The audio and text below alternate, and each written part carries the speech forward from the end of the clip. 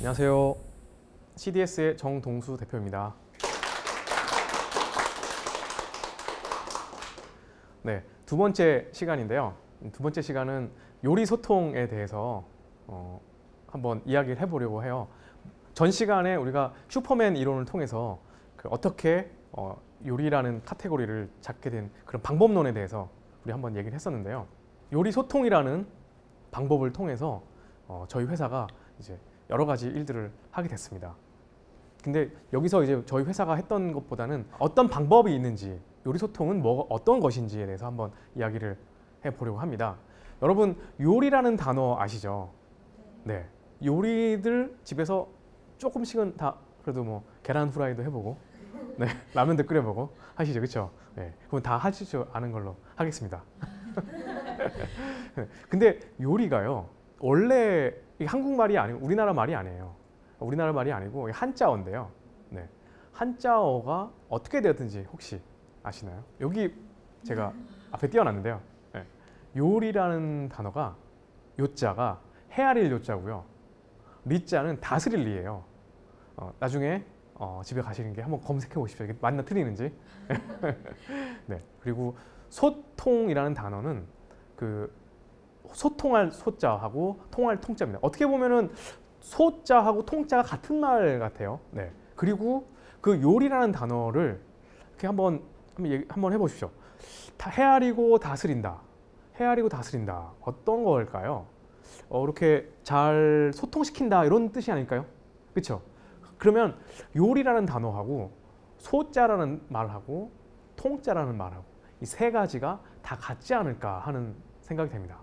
그러니까 서로 떨어져 있는 것들을 다 하나로 이렇게 모아주는 것이 요리가 아닐까 생각이 됩니다.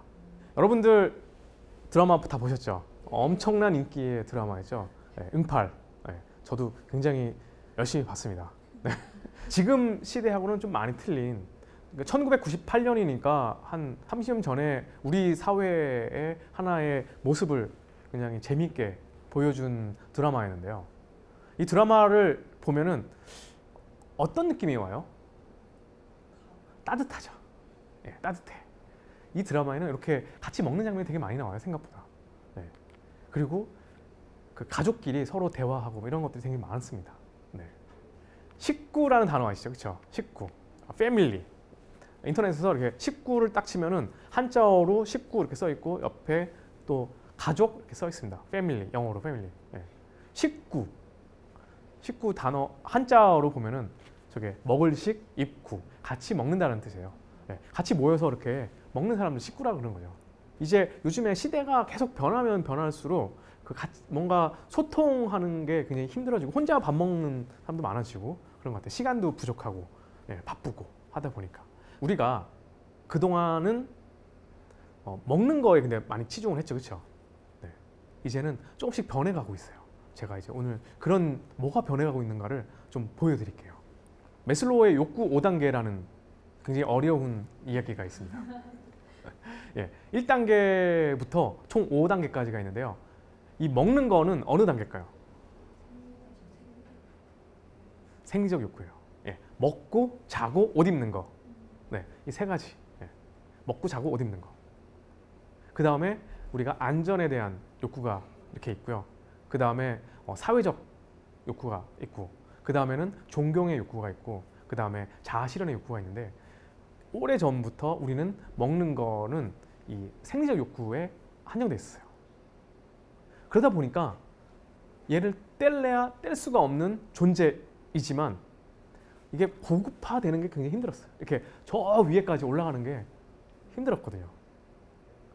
근데 지금은 사회가 점차적으로 변해가고 있어요. 제가 요리를 아까 잠깐 얘기를 하는데 요리 한자가 뭐라 그랬어요? 헤아리고 다스린다, 그렇죠? 예.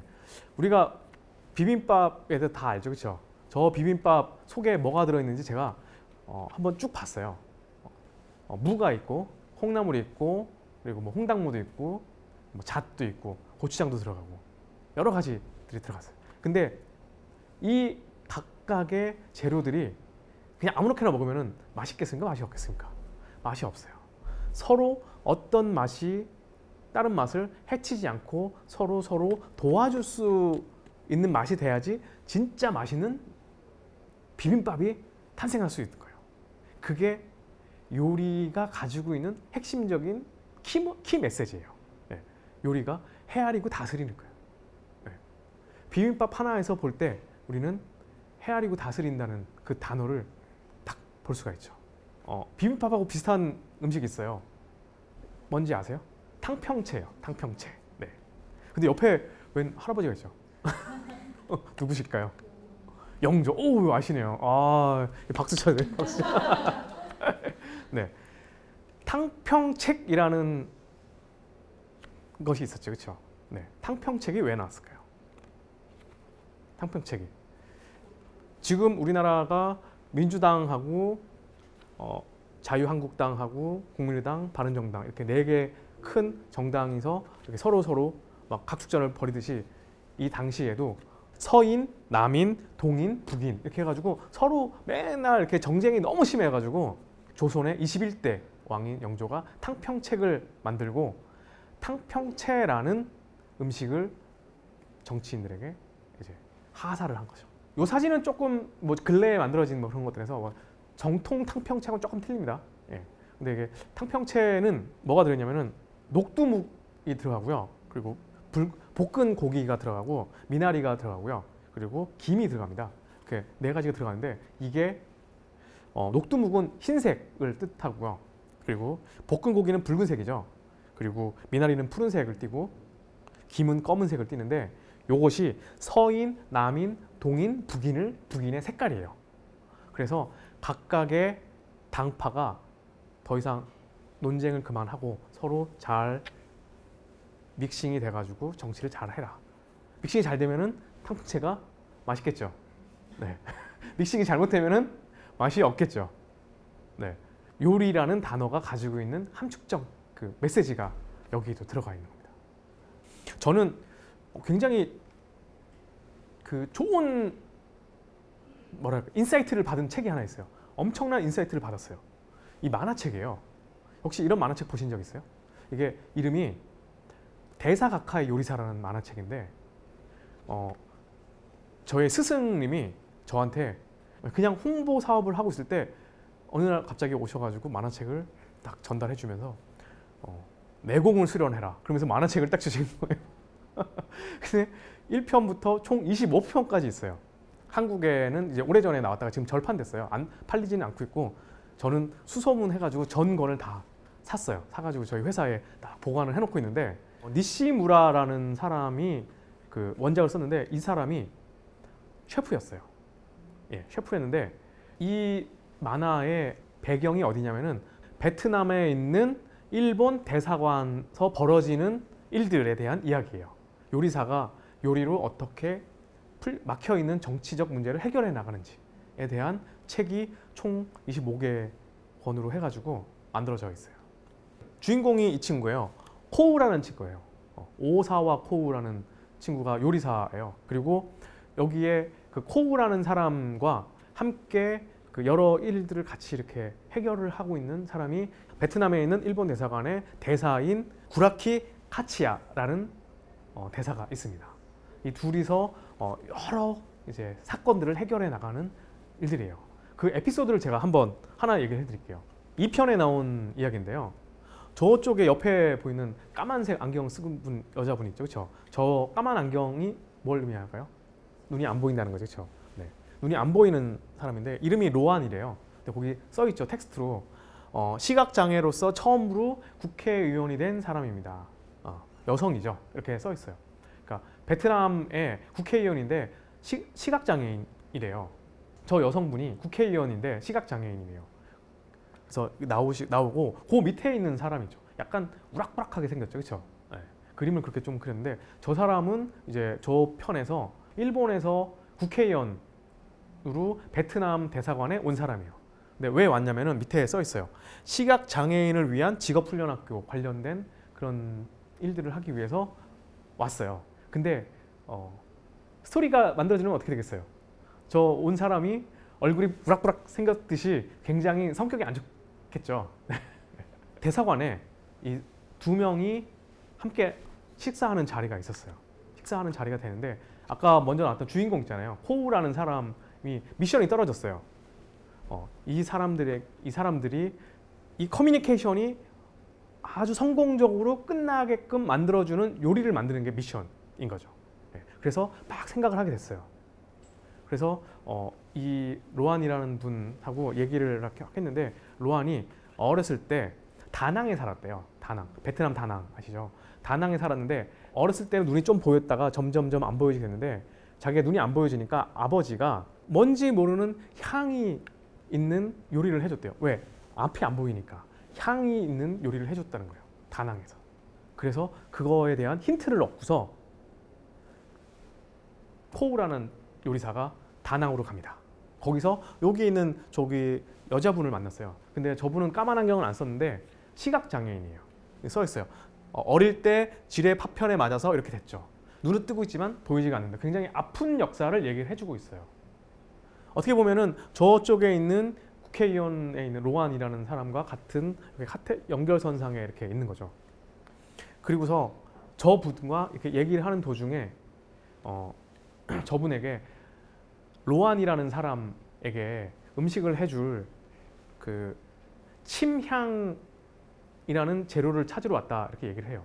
침향이 뭐냐면요, 그 우리나라 송진이 이렇게 기름처럼 되어 있잖아요. 그래서 이렇게 막 해가지고 막 크게도 만들어지게 되는데 침향이 약간 좀 비슷한 것 같아요. 저 본 적은 없는데 나무인데 이것도 그런 나무에서 나오는 기름이 뭉쳐가지고 이렇게 만들어진 거예요. 굉장히 오랫동안 만들어진 거. 먹을 수는 없어요. 근데 저거를 요리 재료로 구하러 온 거예요. 이 다낭에 있는 저 여자분이 저 침낭을 이렇게 몇 군데 숨겨놓은 곳이 있어가지고 그 중에 하나를 줬어요. 네. 그 스토리 얘기를 듣고서 주게 됐어요. 근데 저 여자분의 남편이 어부였어요. 어부래가지고 배 타고 들어왔는데 물고기를 잡아왔잖아요.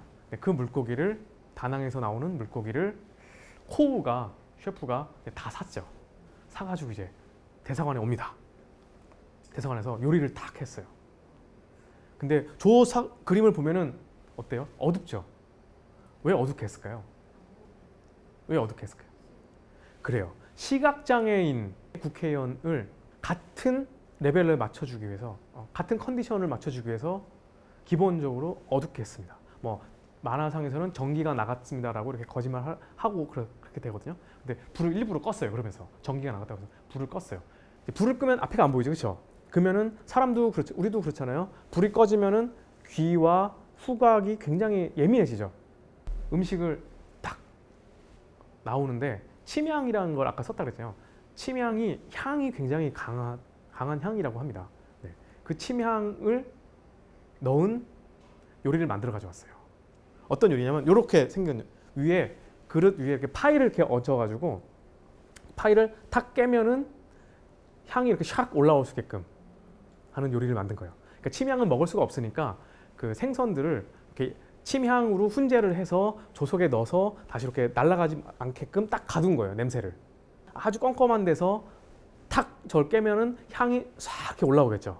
그 향을 아주 깊이 마시라고 이렇게 한 겁니다. 침향이 들어있는 음식을 탁 맡으면서 로안이라는 국회의원은 고향의 아버지가 해줬던 그 향을 맡고 음식을 먹고, 그리고 6개의 메시지가 담겨 6개의 점자가 의미하는 음식을 식사를 하면서, 이곳이 일본 대사관이잖아요.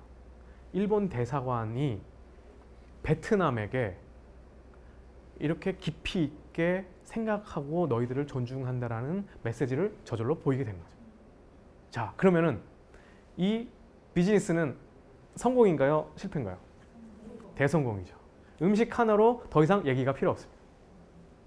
음식의 메시지의 힘. 저희 회사가 멋진 영화의 푸드 디렉팅을 담당을 했었는데요. 더킹이라는 영화인데요. 올해 영화가 1월 달에 개봉이 됐어요. 이 영화에 보면은 이 장면들이 되게 많이 나와요. 왜 이 장면이 많이 나올까요? 특히 이렇게 둘이 먹는 거는 한 번밖에 안 나오는데 정우성이라는 배우, 영화에서는 한강식이라는 이름의 배우가 주인공이 계속 스테이크를 먹습니다. 왜 스테이크를 먹을까요? 사회적 지위. 맞습니다. 네. 근데 그걸 어떻게? 사회적 지위보다 더 무서운 게 복선이 깔려 있어요. 영화를 보면은 이 장면이 막 나와요. 막 개가 쾅쾅쾅 짖고 고기가 막 쫙 걸려 있는 도살장이 나오잖아요. 저 고기가 스테이크인 거죠. 그러니까 주인공이 가지고 있는 성격을 보여주는 거예요. 네. 주인공은 굉장히 높은 단계에 있는 사람이고 굉장히 강한 사람이라는 걸 보여주기 위해서 저 장면을 계속 지속적으로 노출해주고 그리고 저 고기를 잘라가지고 스테이크를 먹는 겁니다.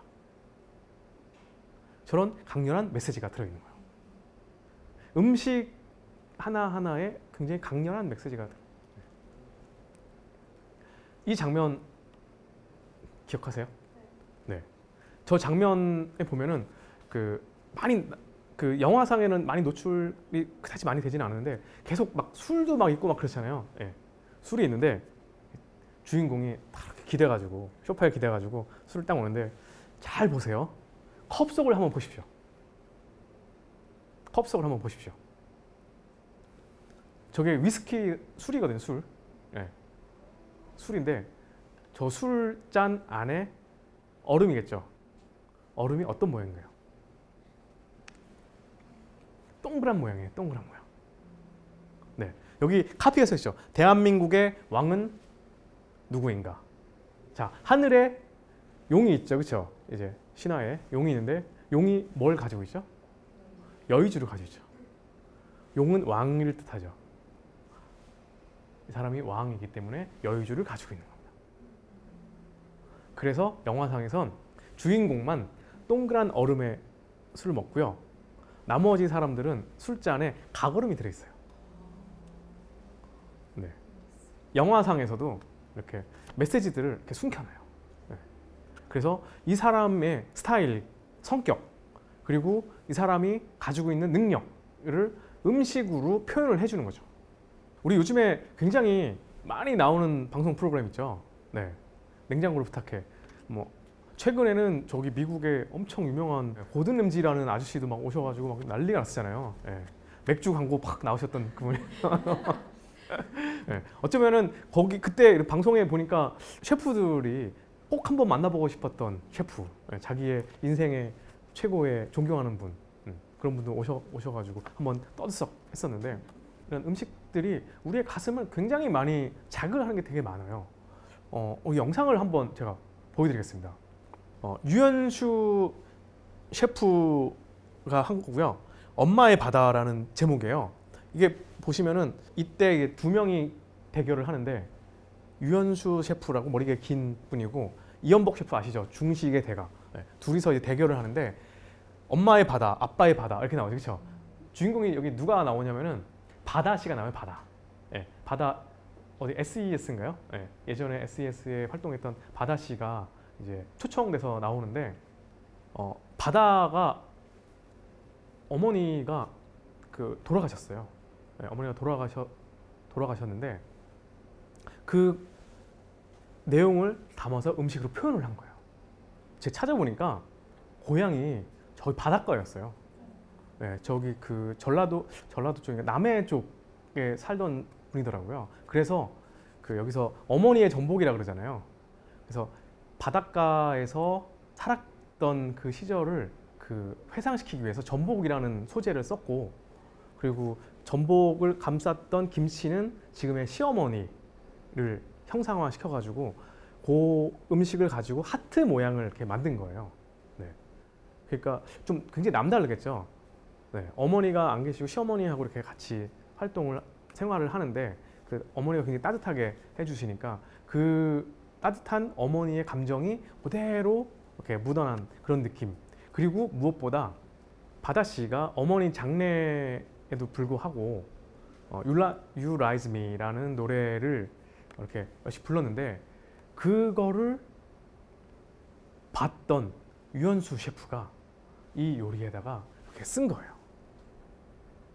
그러니까 누군가를 감동시키기 위해서 그런 스토리를 다 찾고 그리고 자기가 느꼈던 것들을 요리로 표현을 해주는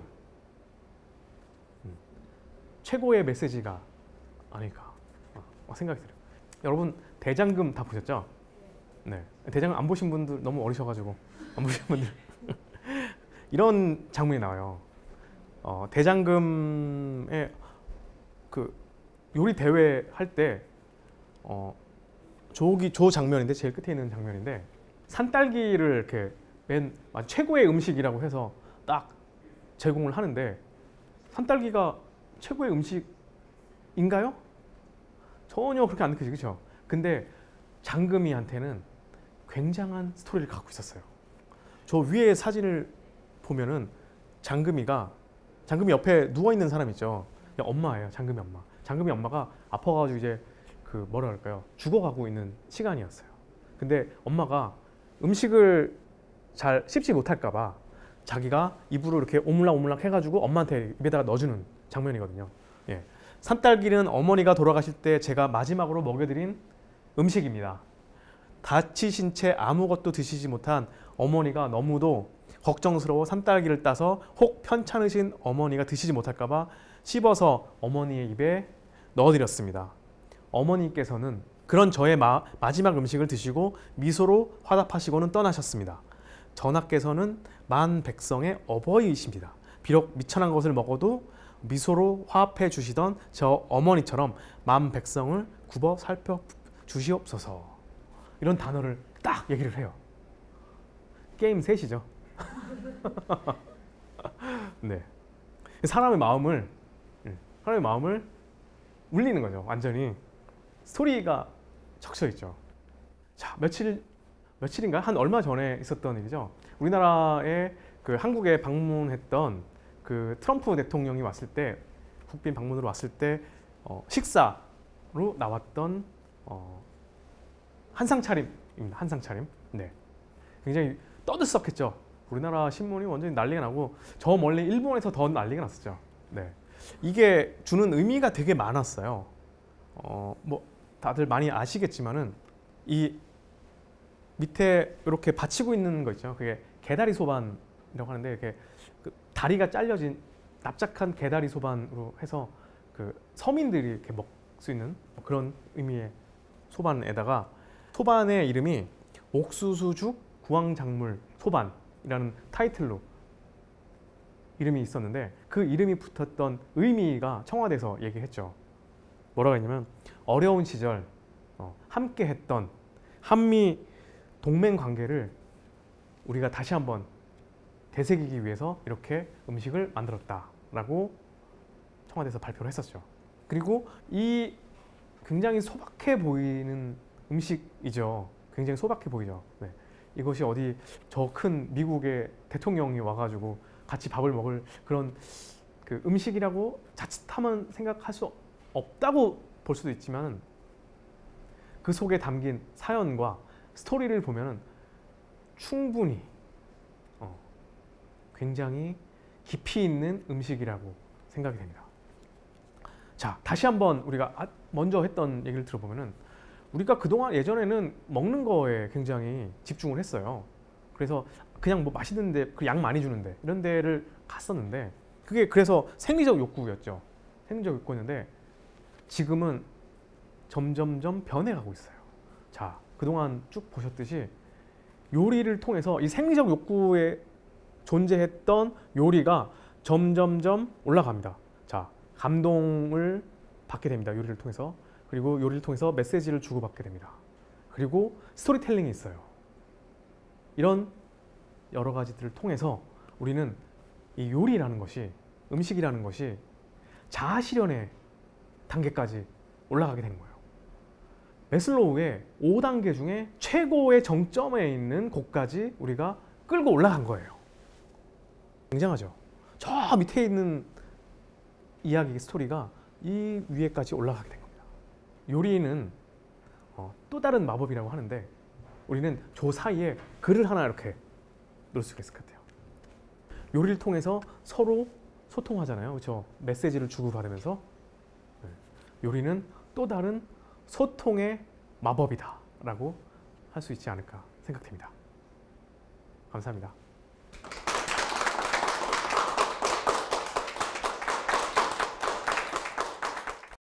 로안이라는 국회의원은 아버지가 해줬던 그 향을 맡고 음식을 먹고, 그리고 일본 대사관이 베트남에게 이렇게 깊이 있게 생각하고 너희들을 존중한다라는 메시지를 저절로 보이게 된 거죠.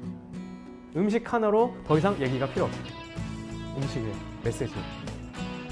요리는 또 다른 마법이라고 하는데, 우리는 그 사이에 글을 하나 이렇게 놓을 수가 있어요. 요리를 통해서 서로 소통하잖아요. 그렇죠? 메시지를 주고받으면서 요리는 또 다른 소통의 마법이다 라고 할 수 있지 않을까 생각됩니다.